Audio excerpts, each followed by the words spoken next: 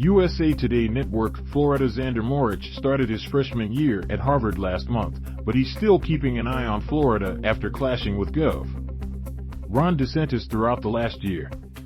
The first gay student body president at Pine View School in Sarasota County, Morich led a student walkout at the school to protest HB 1557, which was derided by critics as the Don't Say Gay bill.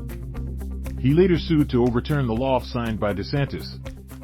Now Morich is working to derail DeSantis' re-election bid from his Harvard dormitory room in Cambridge, Mass. He plans to rally the 2,000 members of an activist group he organized in Florida and nationwide in opposition to DeSantis' re-election campaign. As November approaches, the 2,000 of us will be doing everything in our collective power to ensure Charlie Crist is our governor and DeSantis is not put in a position of power in any way ever again, Morich said, referencing DeSantis' Democratic opponent. Governor targets drag show. DeSantis seeks to punish Miami restaurant with drag shows attended by kids. LGBTQ issues in schools. Lakeland Mayor Bill Mutz resigns from Lakeland Christian School Board over LGBTQ proclamation. That type of commitment to unseating DeSantis highlights the intense emotions the governor has stirred up over the last year with a steady stream of policies impacting Florida's LGBTQ community. No governor in recent decades has centered his political agenda on LGBTQ issues more than DeSantis. When Florida students headed back to school last month, DeSantis took to Twitter to tout his efforts to rid classrooms of alleged transgender ideology. The governor then repeated one of his favorite refrains over the last year, saying schools will educate children. A few weeks later, DeSantis Lieutenant Gov. Jeanette Nunez told a crowd in Miami that our students should go to school to learn their ABCs, not their LGBTs, according to the New York Times.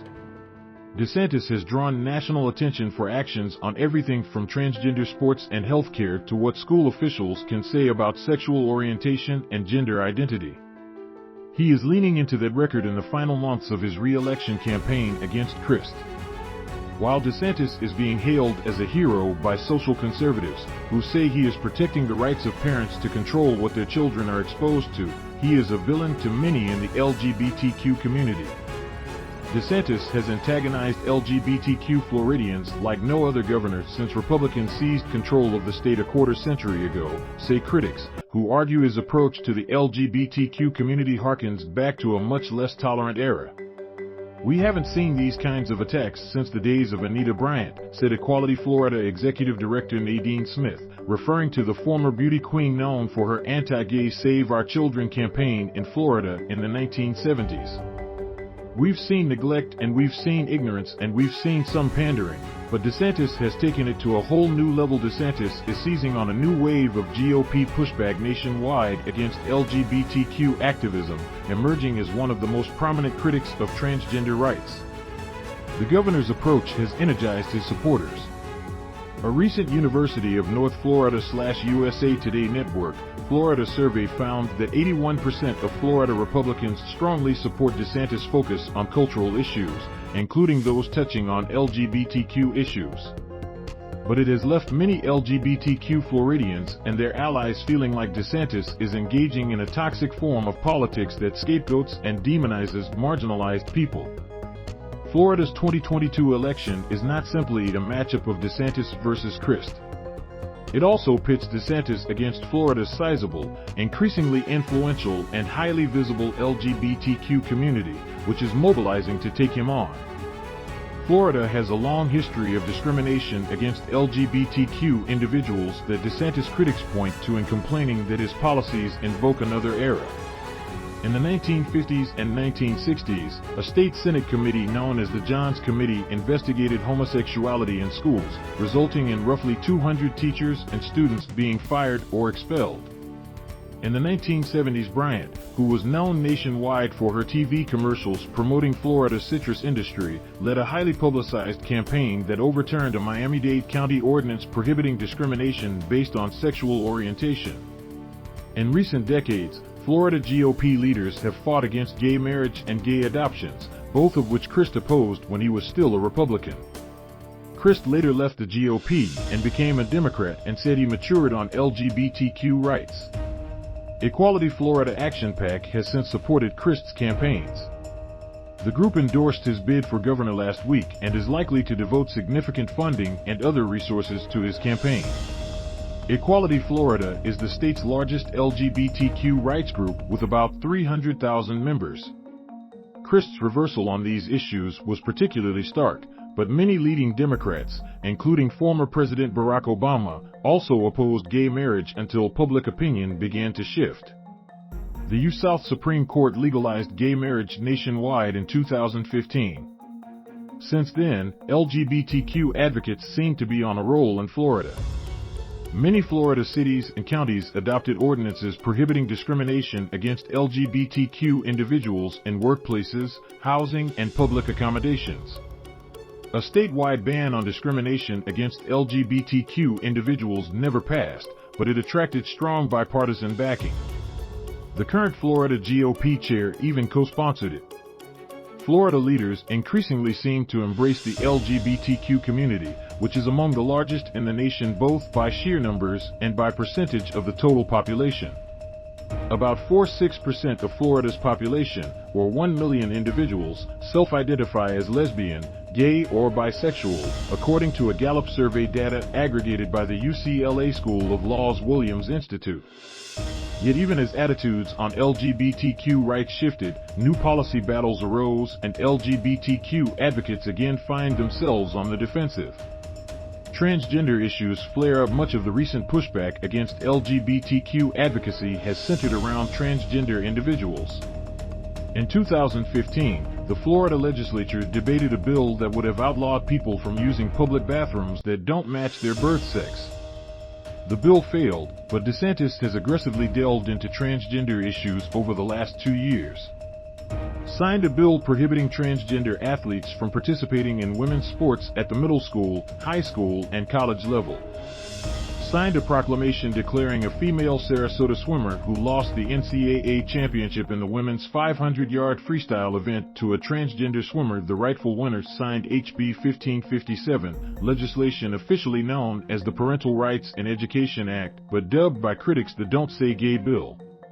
It outlaws classroom instruction on sexual orientation or gender identity in kindergarten through 3rd grade, and says instruction on these topics in higher grade levels must be age-appropriate or developmentally appropriate. Prohibited the state's Medicaid program from paying for certain transgender health care services. Urged the Florida Board of Medicine, which is controlled by DeSantis appointees, to ban certain transgender health care services for minors. The medical board is moving forward with such a plan. Filed a complaint aimed at shuttering a Miami restaurant and bar that hosted sexually explicit drag shows attended by children. Worked to elect school board members who share his concerns about how schools approach issues of gender and sexual orientation. The governor's actions are most notable in the education realm, where he has led a wave of conservative pushback to how schools approach certain LGBTQ issues. In the face of new laws and public pressure, school districts have changed their LGBTQ policies and removed books from libraries. Teachers have removed LGBTQ imagery from their classrooms. Many of those actions are fallout from HB 1557, which became a national spectacle. It blew up even further when Disney opposed the bill and DeSantis sought to punish the company. Equality Florida led the effort to brand HB 1557 as the Don't Say Gay bill, angering DeSantis, who repeatedly insisted that characterization of the legislation, which specifically mentions sexual orientation, was misleading. Regardless, the Parental Rights in Education bill became toxic enough that 9 Republicans voted against it. A poll released last week by LGBTQ advocacy group GLAAD of LGBTQ and ally voters in Florida found that 71% believed HB 1557 was designed to attack LGBTQ people, 77% view DeSantis unfavorably, and 67% are extremely motivated to vote. DeSantis has targeted many of his policies at transgender individuals rather than the gay community as a whole, seizing on areas where conservatives believe that advocacy for LGBTQ rights, which are now broadly popular, have outstripped public opinion. The UNF/USA Today network, Florida poll showed that 52% of Florida voters support the governor's focus on cultural issues, including where he has ventured into gender identity issues. Florida GOP Vice Chair Christian Ziegler said DeSantis is bringing common sense and sanity to issues where the left is overextending their hand. The left is just jamming their stuff through, and if anybody speaks up, these groups come out of the woodwork and all of a sudden they start calling you a bigot, and frankly all we are doing is bringing common sense to the equation, Ziegler said. Christian Family Coalition Florida Executive Director Anthony Verdugo said DeSantis has taken positions on transgender issues that have broad appeal, citing his push to keep transgender individuals from playing women's sports. It's common sense, Verdugo said. In the process, the governor has become the darling of social conservatives. He's viewed as a hero, Verdugo said. He's viewed as a courageous man, as a statesman. He is willing to say what others are thinking, but either will not say or don't have the platform. He has gotten so much support from cultural conservatives because he's speaking their language. He's fighting back. DeSantis spokesman Brian Griffin said the governor is devoted to protecting children and empowering parents. To the extent that sexual topics are being injected into the education of or marketed towards children, the governor is standing up and pushing back, he said. Verdugo believes DeSantis' agenda is a recipe for electoral success, saying it will appeal to suburban female voters who fled the GOP because they didn't like former President Donald Trump. LGBTQ advocates say it's a cynical strategy. They are creating this phony moral panic about LGBTQ people to whip people up into a frenzy and divide people further, said Democratic State Rep. Carlos Guillermo Smith, the state's first openly gay Latino lawmaker. Whether DeSantis wins re-election could depend in part on whether his culture war approach has crossover appeal and fires up his base more than it fires up LGBTQ advocates and their allies, who are highly motivated to take him out.